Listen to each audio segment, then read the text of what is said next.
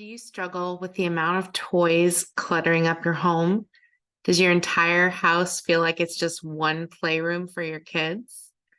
Well, fear not, because today we are continuing our discussion about tackling the toy situation here on Get Organized with Jodi.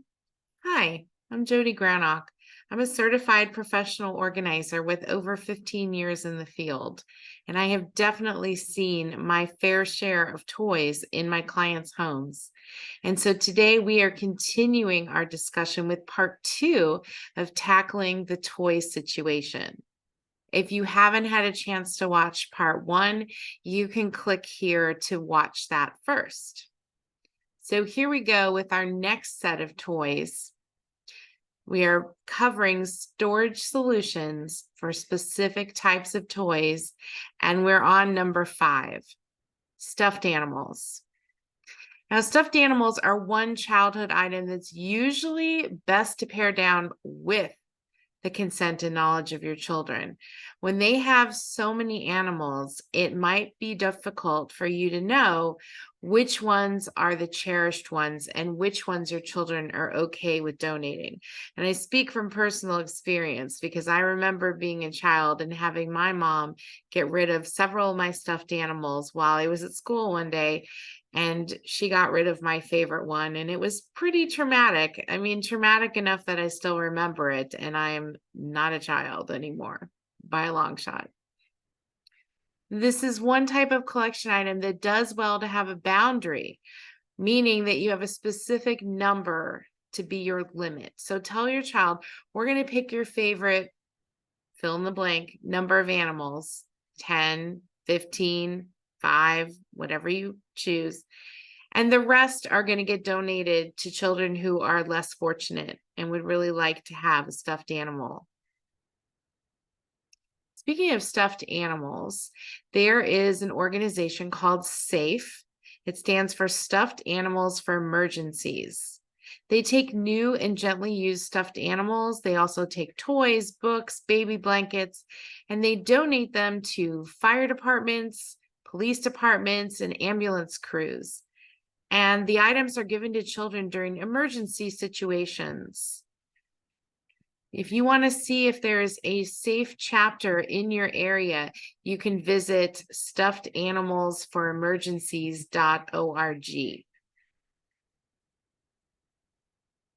Now, if the idea of paring down your stuffed animal collection is just too much for you or your child, there are creative ways that you can contain the stuffed animals within your child's room, such as a beanbag chair or a hanging display.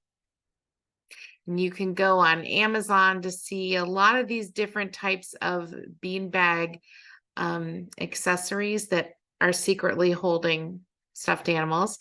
The hanging display that you see on the right, that is a product sold by IKEA, and it comes in different colors.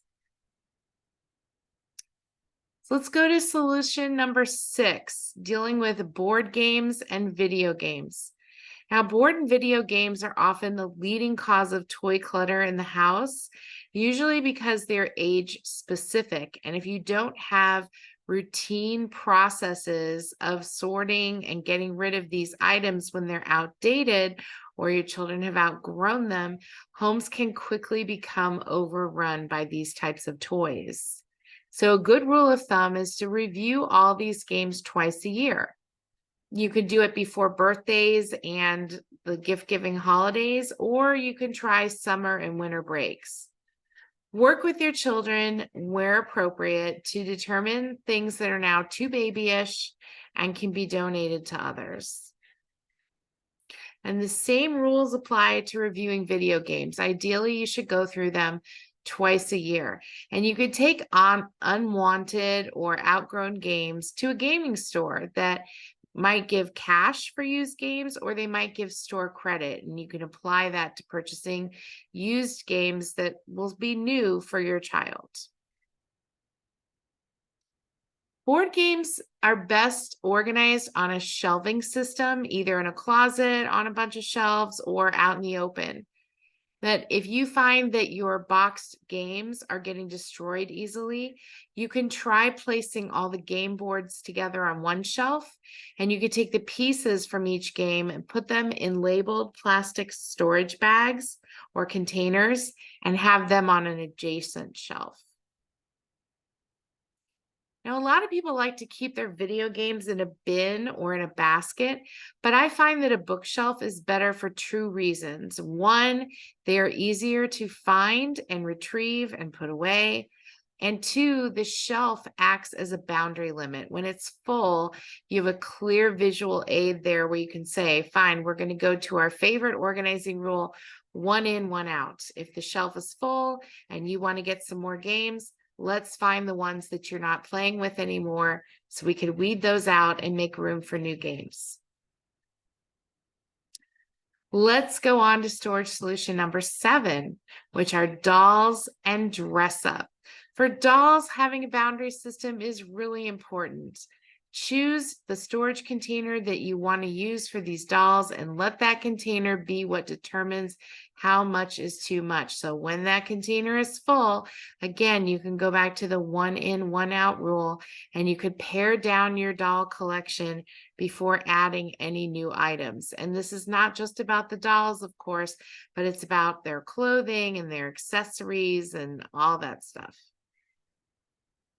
Now, dress-up items also need a boundary limit, or they could take up too much of your child's closet or any other clothing storage space.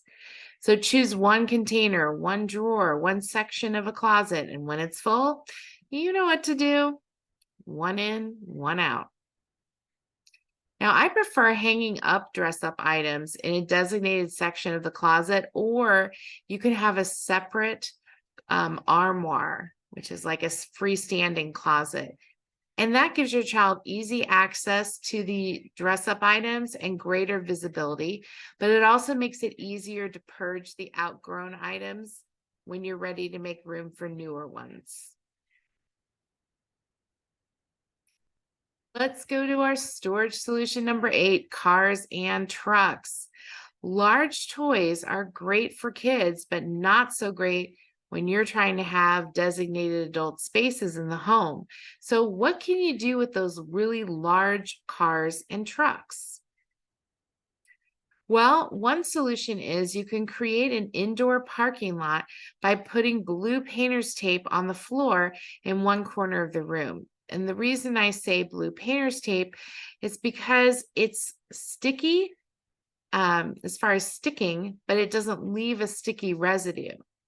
And when you take it off the floor, it's not going to harm or mark up the floor or wall or any surface you put it on. It's the same tape that you use when you are marking around an electrical outlet before you paint, hence the name painter's tape. So by creating these rows with your blue tape lines, kids can park their cars and trucks when they're done playing, because this parking lot is creating a boundary system. There is a finite number of parking spaces for their toys.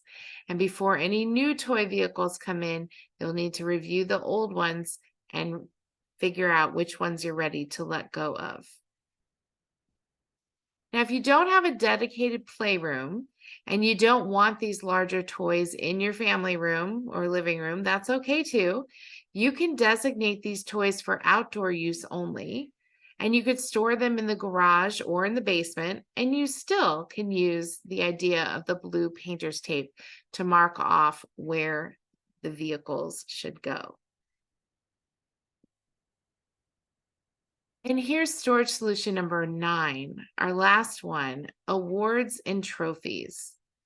Trophies and awards are great right in the moment, but if your child is participating in any sport or after school activity, chances are your house can quickly get overrun with all of these trophies and award items. So one solution is to go digital because, of course, that's going to take up a lot less space. Take a picture of your child in the moment when they're holding their trophy, while they're standing next to their award-winning science fair project, or they're standing with their winning soccer team, posing with the trophy. Here is a creative trophy solution. Every activity that your child participates in, like chess or baseball, you can create one wall mounted plaque for each sport or activity. And instead of collecting trophies over time, you convert those trophies into individual nameplates from the trophy that they represent, and you recreate it onto this wall plaque. And it makes for a really impressive and organized display. And another option, if you want to keep all the awards and trophies, is to use a high wall shelf or a room perimeter. If you put these trophies high up on the wall shelf, it's keeping them organized. It's preserving the prime real estate of the surface storage area that you have for the frequently used items in the home. So you still have your display, but you also still have room within your room for the other things that you want to have out and about. I encourage you to visit www.organizingmagic.com for more organizing resources, including our free e-newsletter and information about our monthly Zoom webinars. And remember that new videos drop every Friday, so be in the know and click like and subscribe before you go, so you never miss a single video. I'll see you next time.